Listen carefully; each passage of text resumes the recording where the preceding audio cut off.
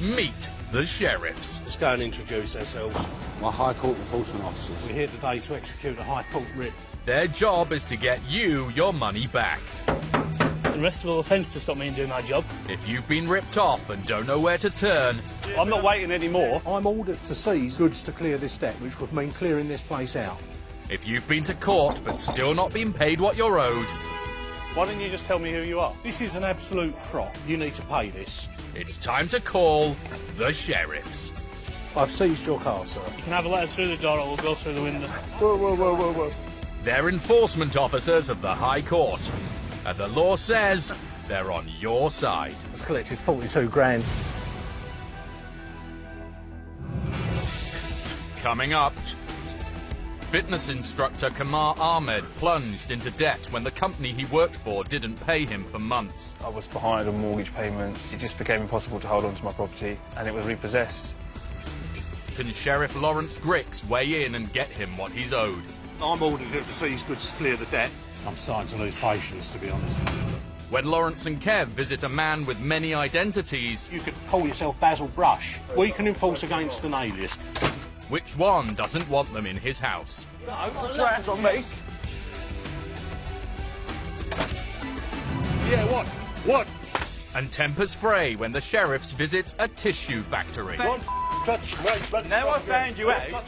Will the sheriffs be soft or strong as they battle to recover an unpaid debt? I don't want to stop your business from trading, but that's where we're at.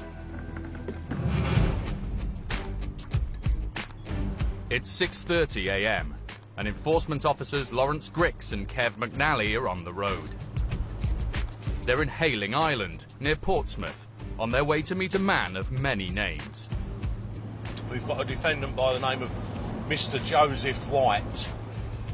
The sheriffs have visited the address before, but the man living there claimed not to be Joseph White, but Joseph McVeigh. What's more, vehicles there belong to a Joseph Mayday. Lawrence, however, believes all these Josephs are one and the same person, and intends to prove it so he can enforce the writ. He's given us the runaround a bit, but hopefully today we've got sufficient paperwork with us, some sufficient evidence to shut the man up, basically. The total due is £28,605.32. Lawrence and Kev are visiting on behalf of two former tenants who have been awarded substantial sums by the court after falling into dispute with landlord Joseph White over their tenancy deposit. Arriving at the substantial premises, it's looking hopeful there'll be seizable assets on site. No one's up. It gives Lawrence plenty of time to list vehicles to potentially seize. There we go. There's a noise there. It's definitely something. Finally, they manage to raise someone from inside the house. Hello there, sir. Looking for Joseph White, a.k.a. Joseph McVeigh, formerly known as Joseph Mayday. Would that be yourself, sir? Who? Joseph White, a.k.a. Joseph McVeigh, formerly known as Joseph Mayday. No. Didn't recognise him from the photo.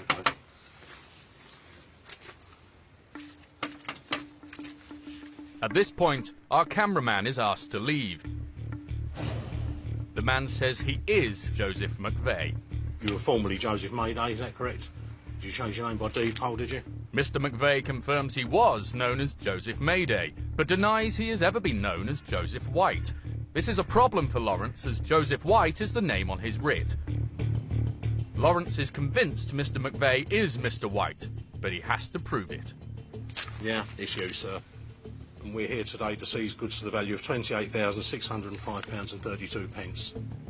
The man says he knows nothing about the case and continues to insist he's not Mr. White. Right, who owns the Nissan Navara? Lawrence threatens to remove the car. Mr. McVeigh says he can't because it belongs to his son. If your son doesn't live here, why does he leave all his vehicles here? And where's your vehicle? These are your vehicles, aren't they? They're registered in your son's name. Right, well, we require proof otherwise, sir. He needs to come down with proof of ownership, sir, or we're going to remove. OK? Mr. McVeigh goes inside to contact his son. Meanwhile, Lawrence and Kev have found something interesting in the paperwork. Who does a J like that? That's him. Comparing two signatures, Lawrence believes the distinctive J's are a dead giveaway, that they're signed by one person. He believes he's got his man. If you look at that J, that is you, sir. There is the J of J White. You have signed that. Yes, you have, sir. Signed on that piece of paperwork. Highly identifiable. You are also known as Joseph White. That's quite an unmistakable J. Even faced with Lawrence's evidence, Mr. McVeigh insists he is not Mr. White.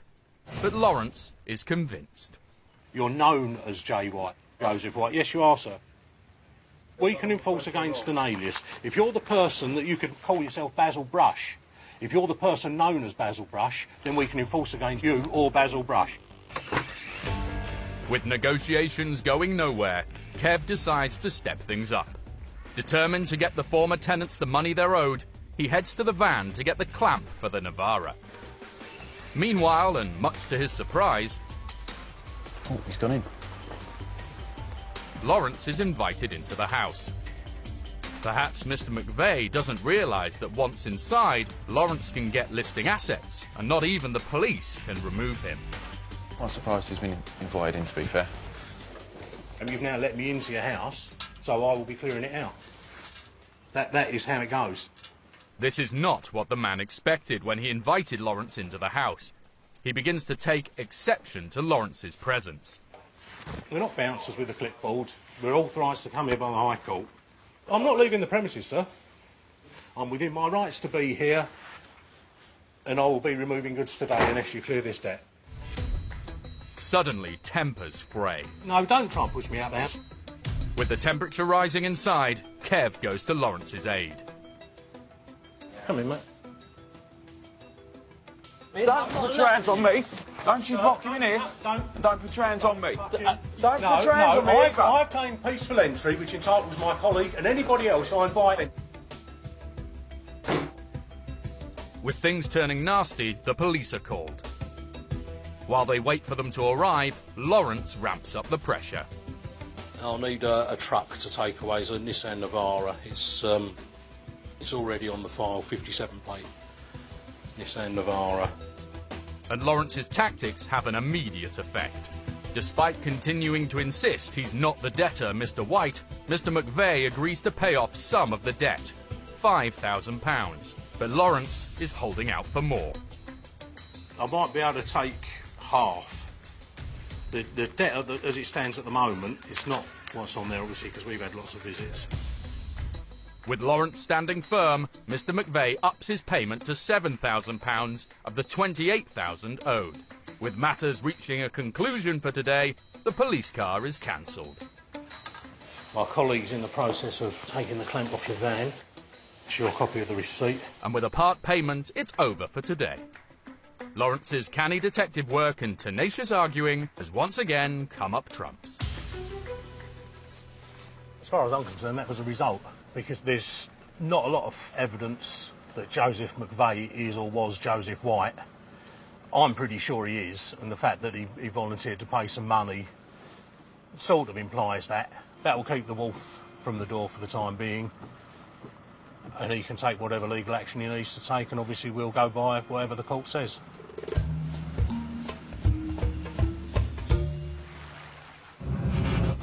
After we filmed, Joseph White, aka Joseph McVeigh, applied to have the judgment against him set aside.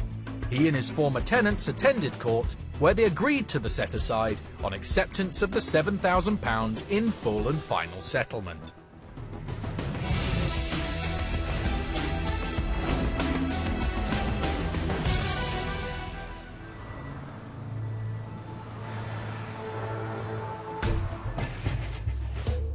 It's early morning, and enforcement officers Lawrence and Kev are in the van again and coming into Watford.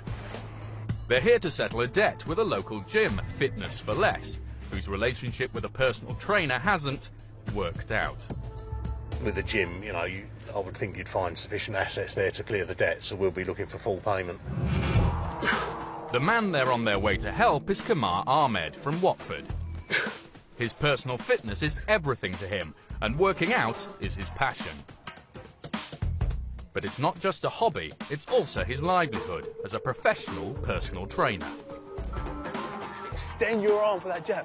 After deciding to make personal training his career 7 years ago, Kamar took a job with a local gym, Sports Academy. It's the best job I've had. It was fantastic.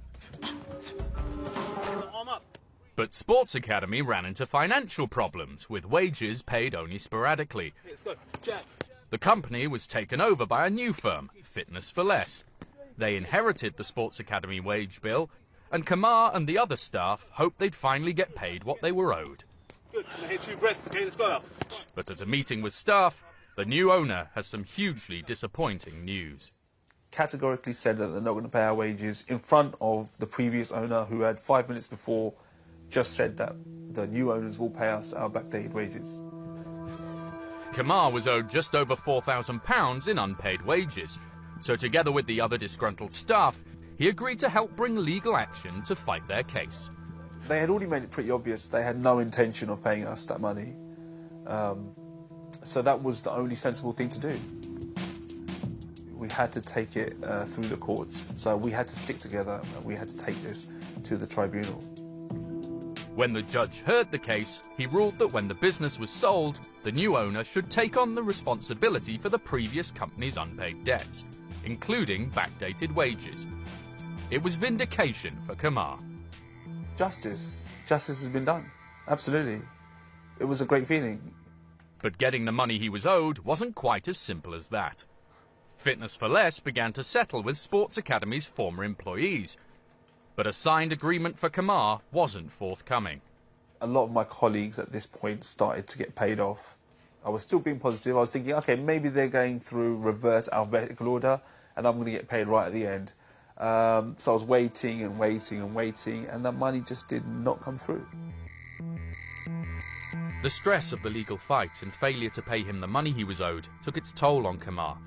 He was diagnosed with acute depression and signed off work. That was the beginning of my dark path that I had to go down. I found myself alone. I found myself often spending days with the curtain shut. And I just didn't want to be seen by anyone, really. Without his unpaid wages, Kamar's financial situation went from bad to worse. Eventually, it cost him his home. That's where I used to live. As soon as I stopped getting paid for Fitness for Less, I was behind on mortgage payments. It just became impossible to hold on to my property, and it was repossessed. I've been put up by good friends, and they've helped me through a lot. Finally, a few months after the tribunal hearings, Kamar received a part payment from Fitness for Less. He was promised the rest would follow, but it didn't. So he went back to the employment tribunal. I'm very stubborn. There was no way I was going to give up on that. No way. No way. Fitness for Less didn't attend the latest tribunal hearing, and a judgment was issued in Kamar's favour. But despite this, Kamar still hasn't been paid. So now it's up to Lawrence and Kev to get Kamar the money and the closure he so desperately wants.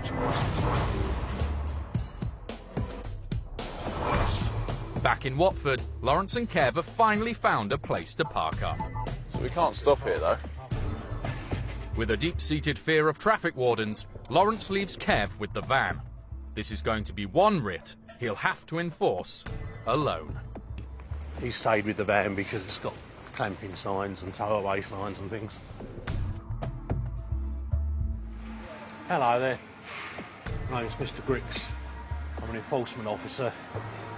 I'm here to execute a High Court writ against Fitness for Less Watford Limited. Basically, I'm ordered here by the court today to seize goods to the value of £5,399.58 with a view to selling them at public auction to clear this debt. Was this the a reason for a case with an ex-member of staff? Yeah. Kamar Ahmed. Would you take it? OK. While the manager gets on the phone to his superiors, Lawrence gets to work making notes on equipment. If need be, he could seize and remove machinery to pay off the debt. Are things going to be taken today? Right. I'm ordered here, as I say, to seize goods to clear the debt. It can be prevented by full payment. So Your manager, your director, whoever. The manager runs off to call his boss again, while Lawrence tries to work out which exercise machine is which. Handily, it's all labelled up with what it is. The manager is back, and this time he's got a message for Lawrence. His boss says the sheriffs can't take a thing. You issued a letter and a deadline. No. That's what you just told me. No. Unfortunately, it's a line Lawrence has heard many times before. I'll draw your attention to that bit. You are now commanded to seize and execution the goods, chattels and other property of the defendant. It doesn't order us to give notice, it orders us to seize the goods to be sold at auction. The manager gets back on the phone, but he's soon back to update Lawrence. My colleague is in at 10 a.m. today, Yeah. so we're going to have to do some form of online or bank transfer. So is that okay? Oh, yeah. Yeah. If he normally starts at 10 and he's sorting out his private life, then that's, you know, that's entirely down to him. Yeah, I think we're going to get paid in full. It's looking promising, but Lawrence knows better than to count his pennies until they're firmly in his hand. Having agreed to wait, it seems he might not even need to.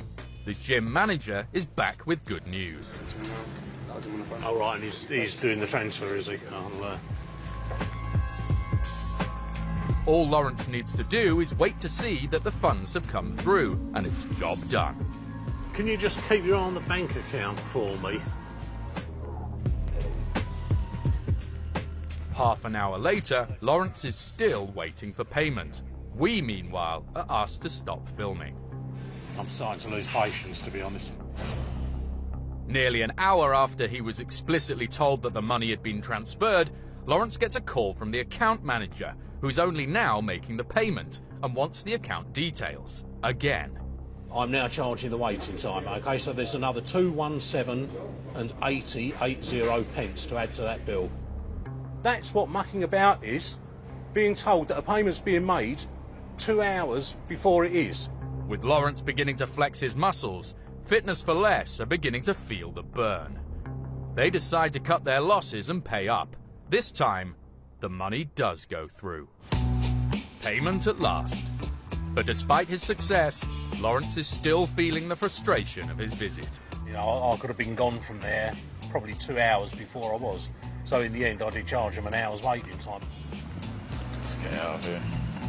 And most importantly, they can report back that Kamar will finally receive the money that's due to him.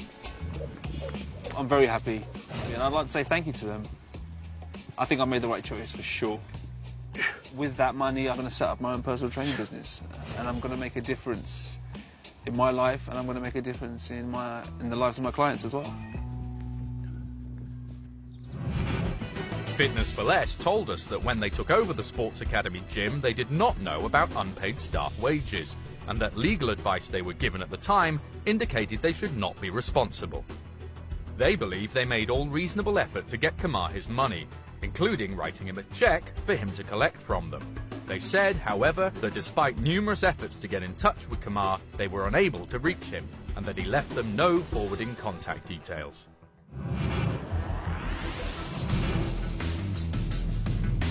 Kamar's unpaid wage bill is just one of 70,000 High Court writs enforced by sheriffs in England and Wales every year. We're enforcement officers. Got an High Court writ to attend here today. We're higher than a bailiff. Sheriffs have more power than county court bailiffs, and obstructing them in their work is a criminal offence. You've now trapped us in here. We're going to need to call the police. A High Court writ costs £60. If the sheriffs are successful, that's it. If they're unsuccessful, the only cost is a £60 admin fee. Remove one vehicle, we've seized all the other vehicles. So 6,900 there. Paid it straight away, so it's all good.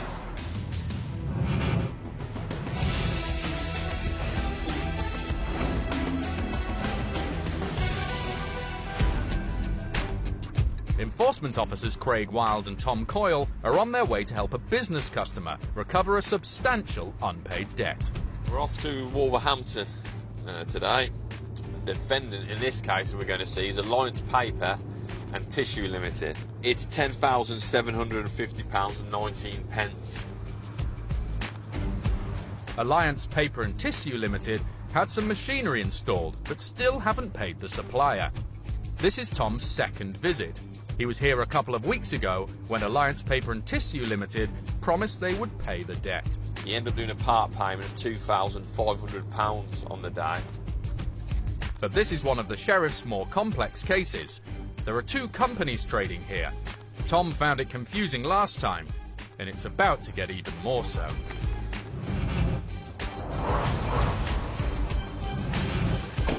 Tom runs for the open door to gain access to the building. Hello? Now he's in, he can't be thrown out. Mr. Patel about? Tom met company boss Mr. Patel when he was here before. You want to talk in there? Yeah, no problem. What's the situation? Let me just speak to the accountant. Just one second. Yeah, no problem. While Tom waits for word from the accountant, Craig is looking for seizable property. The big warehouses are locked, and in the open one there's not much of value. There's a fair bit of tissue paper here that is worth some money. Clearly not £10,000. I'll go and help Tom now. With word back from the accountant, there's a problem. Mr. Patel now says the company trading here is AP Paper and Tissue, which is what the signs on the building say. He claims that the company on Tom's writ, Alliance Paper and Tissue Limited, is in administration. Well, this gentleman came in some time ago, 2 weeks ago. I did say that Alliance is not trading for months. Right. He insisted on taking over possession of somebody else's property, basically. If Alliance Paper and Tissue is in administration, or all of the assets are owned by another company, it's bad news for Craig and Tom. Craig checks with Companies House, the official register of companies. There is a company called Alliance Paper and Tissue Limited, and it is trading. The company that's gone into administration is nothing to do with our company. Our company is still operating and trading. You've liquidated the old company. It now appears that the original company named on the writ had its name changed and was then put into administration. Another company with the same director, Ghanshyam Patel, was later renamed Alliance Paper and Tissue Limited. So when Craig searched on the company name, it appeared to be trading. Mr. Patel gets his accountant on the line again to try to explain. I've got the sheriff here. We'll speak to him. It's a High Court writ of FIFA for Alliance Paper and Tissue Limited. The accountant again says Alliance Paper and Tissue is in administration. Craig's research shows it's alive and well. As a company called Alliance Paper and Tissue is still in business, the sheriffs will continue to list goods for seizure, and if necessary, Mr. Patel can contest the seizure in court. You're just a sheriff, right? No, I don't. You've got no clue about what is saying. Well, we're going to carry on, unfortunately. Yeah. As Craig digs up more evidence, tempers fray in the tissue factory. Leave that stuff out. If you start stopping me doing my job, that is a criminal offence. And I will have you arrested for that. What? Get violent, isn't there? We'll come back to Wolverhampton later to see if the sheriffs can get the debt paid.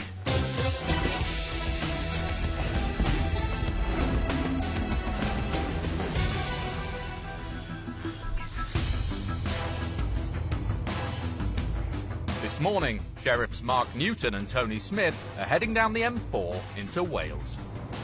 We're going to the National Engine Centre in Cardiff. Total outstanding is £4,164.83. The sheriffs are on their way to help David Conway and his wife Dorothy from Billingham in Teesside. He's been retired for the past 20 years and now loves to spend his spare time flying. This is me hangar. These are me pride and joys. Noddy's me best, yeah. The planes are part of my life. They're very important to me. If I didn't have the planes, I would be just sat watching television all day. And I've crashed dozens and dozens. This is my latest. I'm known as Crasher Conway because I've had so many crashes. As his enthusiasm for his hobby has grown, so has the size of his planes. If David wanted to keep his hobby on the straight and level, he needed to buy a car to transport the planes in. He decided the perfect vehicle was a Renault Grand Espace. At the National Engine Centre in Cardiff, David thought he had found the car he so desperately needed. I seen the car online. The car was in good condition, one previous owner. I really wanted this car. I didn't want any other car. So I got on the train and went and got it. It was an exhausting 600-mile round trip from Billingham to Cardiff, but David really wanted the car. When he arrived at National Engine Centre, David wanted to try the Espace. He was allowed to take it for a brief test drive. I thought it was a nice car, so I went ahead and bought it. The Renault Espace cost David £2,500, all the savings he and his wife had. But it was only 4 miles down the road when disaster struck. The car started and losing power, and eventually it stopped. Stranded with a barely working car somewhere in Cardiff, David didn't know where to turn. Fortunately, he was able to get the car back to the garage, and he asked for a refund. But the garage said if he wanted one, he'd have to leave the car in Cardiff and wait till Monday when appropriate staff could process it. I couldn't leave the car there and leave me money there, so I had to bring the car back. With no refund, David realised he would have to nurse the car 300 miles back home. It took me over 7 hours to drive back home in it. It really was horrendous. Desperate to find out what was wrong, David took the car to a local garage. They diagnosed the problem as a dodgy engine control unit and a faulty valve in the exhaust system. They couldn't give me an exact price, but they said it could go into thousands. David immediately contacted the National Engine Centre, hoping for a quick resolution, but none could be agreed. It left him with the undrivable Espace grounded outside his home, constantly reminding him of the ordeal. It's put so much pressure and stress on my wife and I. David was left with no option but to take National Engine Centre to court. They failed to show up, and a judgment was issued in David's favour. The garage applied to have the case set aside, but once again were absent, and David won the case. Despite victory, David still hasn't received a penny. I feel so annoyed that he's got away with it. With nobody left to help, it's now down to the sheriffs to answer David's distress signal.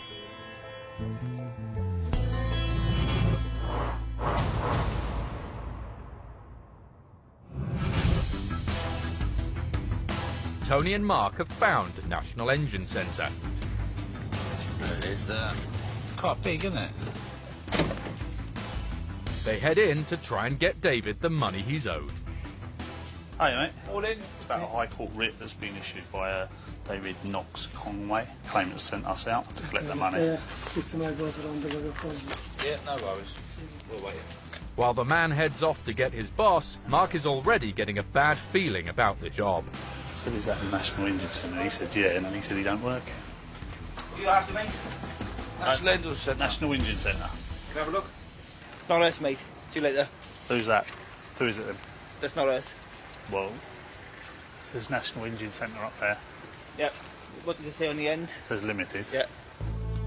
The man claims that the name on the writ, National Engine Centre, isn't here. The company trading at these premises is Nat Engine Centre Limited. Then cheery bye. After a less than warm welcome, our camera is asked to leave.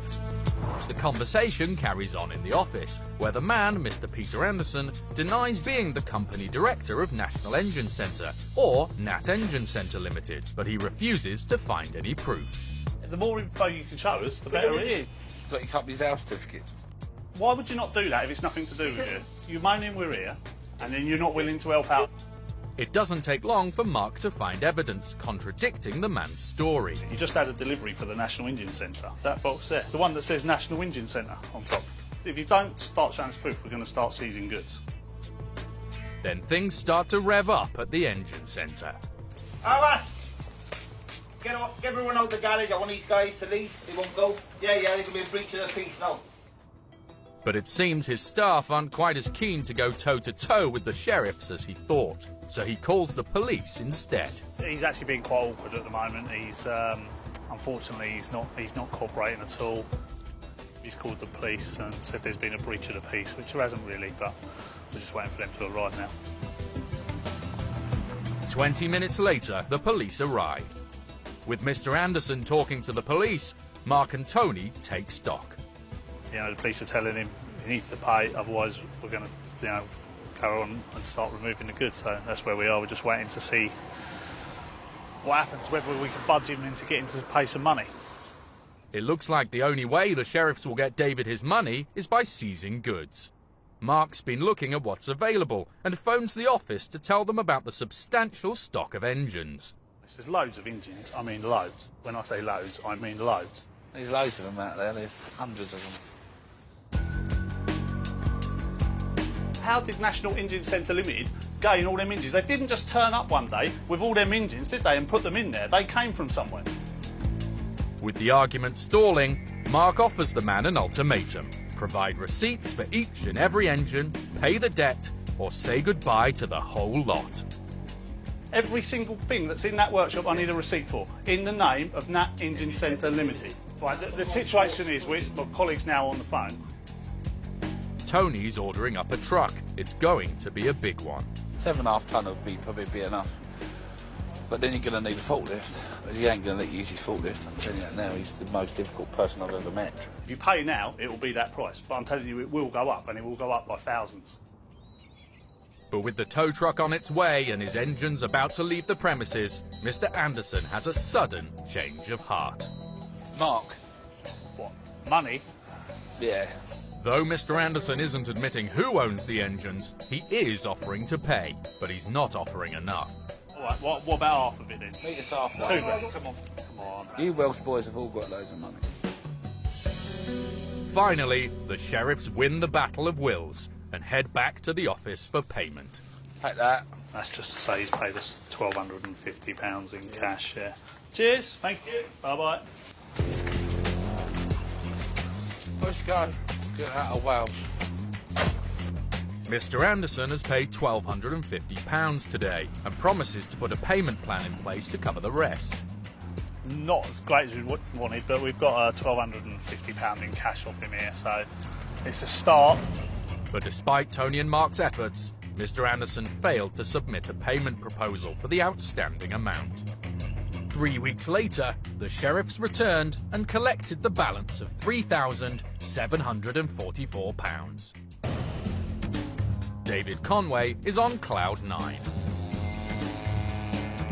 The money has enabled him to settle his debt and buy the car of his dreams, another Renault Grand Espace. The sheriffs have come along and really done the business.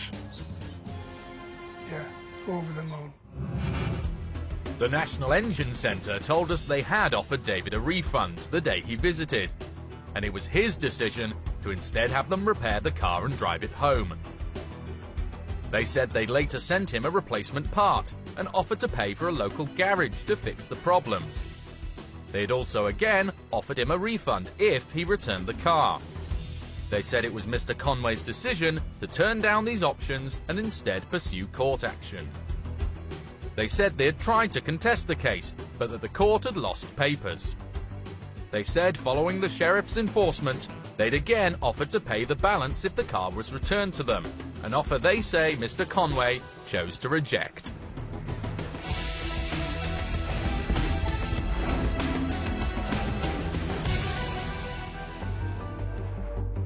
At the paper company in Wolverhampton, the management claims the company on Tom's writ is in administration and doesn't have to pay. But while searching for goods to seize, Craig has found invoices that seem to prove Alliance Paper and Tissue Limited has been trading here. That date. Still taking orders. As of this date. Who's taking A day after. You are. This is all scrap points. It's not scrap, sir. That's the 30th of August, the day after. You're saying this company... This company's never gone into administration, sir. Listen. Yeah, they will call you back now, You won't just it? leave my paper alone. Don't Now my we're digging personal where we are, business, aren't okay? What? Get violence, is there? Now I've found you. Touch my bloody Now I've stuff found you again. out. Don't touch it. Now I've found you out. We're going to carry on. You understand? I don't understand. What do you understand? I understand fully the situation, sir. Okay, this is an old paperwork we're using. Old okay? paperwork, is it? Yeah, there you are. Rip it up, that's fine. I'll find some more here, to be fair. Oh, we'll carry on. Not a problem at all. Mr. Patel, that was the issue which I was explaining to you. There's paperwork Listen to me. everywhere. Yeah, there's I've listened to you. old paperwork here. You just But trying to make a big deal about it. what make a big deal about it? It's a high court order. Okay, make a big deal about it, sir. Here you go again, look. Leave that stuff out. Don't blame that somebody. Listen, this is not none of your It's called bloody diligent search, sir. Oh, diligent search. This is not none of your bloody paper. Don't touch it. If you start stopping me doing my job, that is a criminal offence, and I will have you arrested for that. Right. You tell him, tell him who's this AP, isn't it? While Mr. Patel argues with the sheriffs, their HQ has been in touch. The administrator has sent through documents about the company name change and administration. But as Craig has found paperwork that seems to show Alliance Paper and Tissue Limited still taking orders, HQ says the evidence isn't completely convincing. The officers have told us to crack on. It would appear that they changed their name the day that Tom was here. So in absence of proof that the goods belong to a third party, our instructions are from the office to carry on and start unplugging everything, just to push it that extra further. Do you need the computers? Do you need to back them up or anything like that? I've said to the girls. I'm going to get somebody to go and back them all up. Right, do you need to do that very quickly? Because we need to start unplugging them. As Tom prepares to take possession of the company's computers, Craig has used his detective skills to get into one of the big locked warehouses. If you look on the keypad, you can see which buttons are pretty worn. Got myself in, and as soon as I got in, yeah, they were a bit upset. While arguments continue about who owns it, Craig seizes the stock and machinery in the warehouse. The problem we got with these, you know, I'm not a paper tissue guy. I use plenty of it, to be fair, but... Over in the office, Tom is seizing the office equipment. Interesting day at work, isn't it?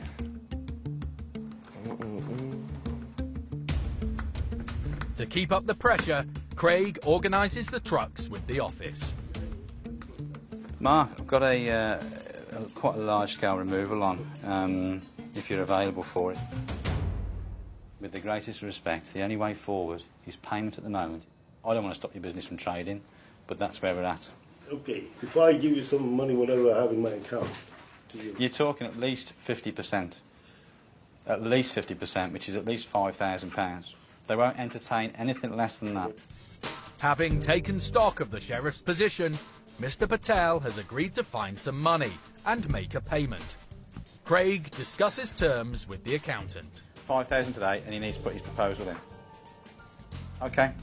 Could I just borrow that calculator? How much for £4 grand? One of the employees heads down to the local bank and makes a cash transfer for £5,000. Thank you very much, Mr. Patel. All right. Take Now care. I'm feeling Take care of yourself, then. Bye-bye now. They've dismantled everything here. Now we're going to put it all back. We've paid some money out, £5,000, which we're going to claim back now. And in the meantime, they've earned their fee, really. We'll resolve these issues behind the scenes. And I'm sure we'll get it back. And, yeah, we'll just move on. The naming of the companies was confusing. The original Alliance Paper and Tissue Limited went into administration. Shortly after, another company was given the same name, Alliance Paper and Tissue Limited, at the same registered address. Exactly which company owns the assets and whether it was in administration the day of the sheriff's visit is due to be dealt with in court at a future hearing.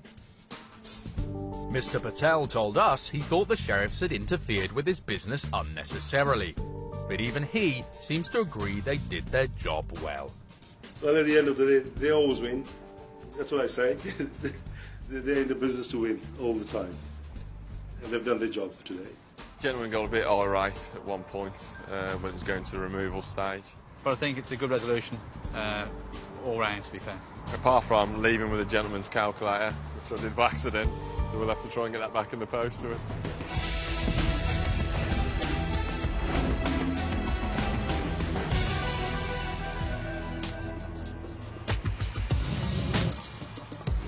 The sheriff's work isn't all about collecting debts from small businesses. We're High Court enforcement officers. Sometimes they're tasked with taking on some of the biggest corporate names in the UK.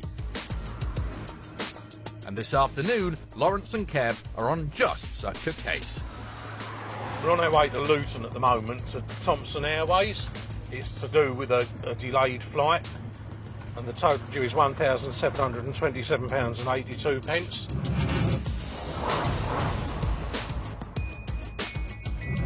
This passenger's case, and soon to be thousands more like it, have come about due to a recent European Court of Justice ruling. If your flight is delayed for more than 3 hours without an adequate reason why, you can demand compensation from the airline at fault. It's opening the floodgates for passengers to get back what they deserve. That's their logo, isn't it? See that top one? I believe so, yeah. Thomson is part of the TUI Travel Group, which in 2012 made £490 million in operating profit. Will they be able to rustle up the £1,700 they need to pay off this debt? Hello there, I'm looking for somebody from Thomson's Airways who can deal with a High Court writ. Reception goes off to find someone more senior to deal with the issue. How will Thomson's big brass react to having 2 enforcement officers on site with a High Court writ in hand? Hello there. All right, you're from the legal, are you? I'll just show you some ID. Right, At this point, our cameraman is asked to leave the building. The firm's legal team get looking into the case. While they do that, Kev gets on with listing goods he can seize and remove if necessary to pay off the debt. I'm making inventory of your goods because we're here to seize goods. So I'm seizing them at the moment. I'm going to write a list of inventory of all the goods. Yeah, I'm not going to sit down for a minute, thanks. It's basically flight delays because the CCJ was issued, which still hasn't been paid, so he's used his rights to transfer it up to the High Court for enforcement purposes. Kev comes out to fill us in on what's going on inside. There's obviously lots of office space in there, hundreds of computers, desks, sofas, tables and such forth. Televisions all around the place. We take the full inventory of the place and they're just sorting out payment at the moment. Faced with Lawrence and Kev and a High Court writ, Thomson agreed to pay, there and then in full. Lawrence and Kev emerged with the money in the bank and a smile on their faces. It was a good outcome in the end. We got paid in full on a credit card, as we expected to, really. It wasn't a vast amount of money, £1,700. A company like Thomson's can easily afford that. It's good news for the sheriffs, but much more importantly, for the passenger who brought the claim and who'll finally get the money they're owed paid in full and in good time. Thomson Airways told us they would like to apologise to the customer for the delay in paying the compensation awarded. They said they operate a fair and thorough process to deal with EU delay claims in line with the regulation.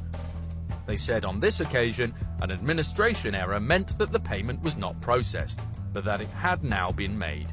They said they'd like to reassure customers that they are committed to maintaining on-time performance across their flying programme.